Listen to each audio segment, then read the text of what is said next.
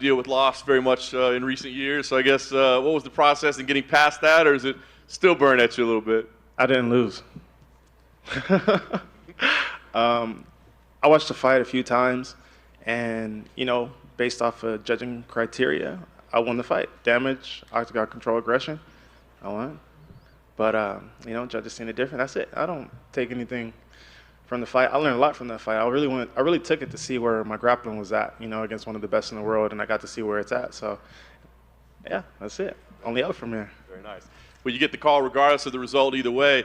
International Fight Week, pay-per-view main card. I mean, does that show something about the way the company feels about you and the confidence they have in you to put you in a position like that? I've been in this position a couple of times now, so it feels good. The company's getting behind me, and I'm gonna keep doing my job. The matchup itself supposed to happen before, one that excites you stylistically?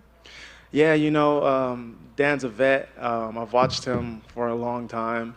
It's gonna be an honor to fight him, and yeah, the style, it excites me.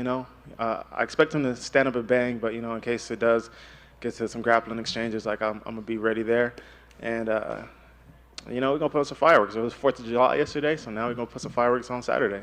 Nice. Last thing for me, on paper it looks like an all-action fight, but it's a meaningful fight too. I mean, you guys are both in the rankings right next to each other, so you thinking about where this puts you? I know you just had the controversial decision the last time out, but are you thinking about, hey, maybe I go top 5 after this, something along that? I'm definitely looking towards the top 5 after this one. I think they just put somebody else in number 10, so I'm like, whatever, he can have it. I win this fight, I'm looking at top 5. Whoever wants to let me in, let me in. Jalin, right here. When the fight with Dan fell apart last time, you had said you weren't super keen on rebooking it. You'd rather go train with his team in New Zealand because you like Izzy and stuff. What was, when it got offered, was any part of you like, damn, I don't really want to do this? Yeah. I was like, but at the end of the day, it's just a business. I got to go do my job. But yeah, man, like I said, I've followed the city kickboxing team for a while. I watched Izzy before he even got into the UFC. So it's all love. Like, I don't have any animosity or hate towards him. It's just how business handles. Given that familiarity, I mean, do you see like stuff in Dan's game that gym maybe implements in like all its fighters that you've been able to pick up from the previous fights? No, I feel like they all have individual styles. I don't feel like it's like a gym that has one set style. I feel like Eugene does a good job of like amplifying each individual fighter's styles, and yeah, I mean, they all have grit. They're all tough. They all come to fight. Jalin, there's a video clip going around on the internet of some prank gone wrong with you on the strip. What exactly happened there? I wouldn't say it went wrong. I would have said it went exactly how it was supposed to go. What exactly happened there? He said something, and I grabbed him. And lucky it was fight week, or I probably would have threw some hands, but it's okay. I saw on your Instagram it looked like you did some training with Hamzat. How was that? Man, that was crazy. Hamzat's good. Hamzat is legit. I learned a lot from that dude in the couple sessions we had. So he's a cool dude. He's a strong fighter, great grappling, good striking too. I'm like, man, he's dope. Hamzat's dope. So yeah. Did you go out there specifically to train with him, or did you just kind of cross paths? We just crossed paths. I didn't even think he was going to be there. We already had booked the trip to go out there before the fight even got booked. And, ended up seeing him, training with him a couple of times. That was it. We've always heard, like, these legends of him in camp, like just the intensity and the cardio that he brings. But what was it like to see that firsthand or just be on the other end of it when you're training? It was intense.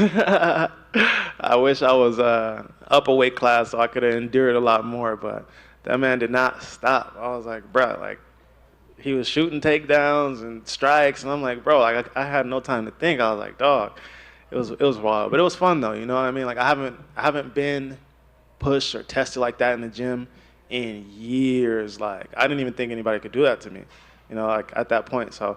At the point I'm at. But yeah, he did. He's strong. He has great grappling. He does not stop. He has cardio. I was like, it was fun. I want to train with him a lot more. And final one for me. Saturday is going to be Robbie Lawler's last fight. And he's going to retire. I'm curious if you have any favorite memories or favorite fights of Robbie throughout his career.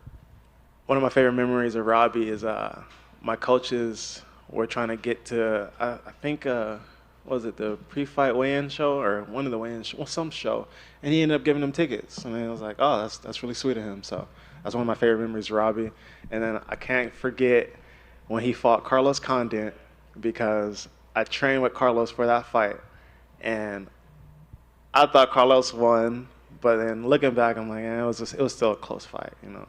So that was it. That fight specifically, it seems like a lot of fighters always look at the Rory fight as their favorite fight, and not a lot of people bring up that Condit fight.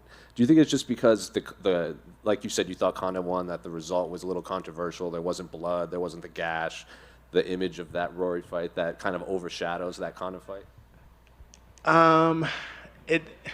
The reason why I feel like it's overlooked, like you're saying, is it was volume versus damage. Volume versus big strikes. So it goes hand in hand depending on how you look. But I trained with Carlos, for that camp, so I was like, that's my boy. I wanted him to win. Hey, Jalin.